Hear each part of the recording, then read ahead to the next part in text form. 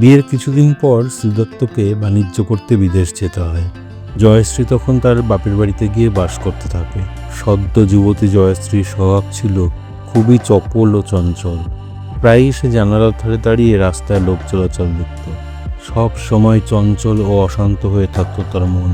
একদিন সে রূপবান ও সুন্দর বেশভূষা পরা এক যুবককে দেখে মুগ্ধ হয়ে গেল।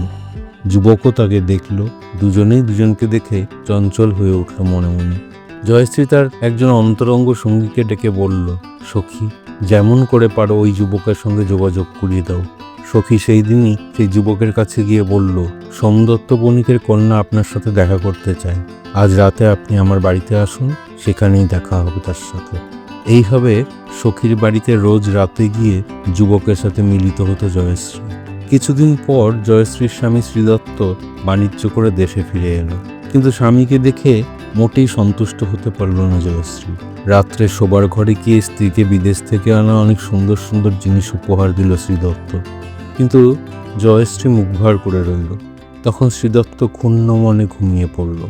স্বামী গভীরভাবে ঘুমিয়ে পড়লে গভীর রাতে সখীর ঘরে গিয়ে সেই যুবকের সাথে মিলিত হবার জন্য বেরিয়ে পড়ল জয়শ্রী।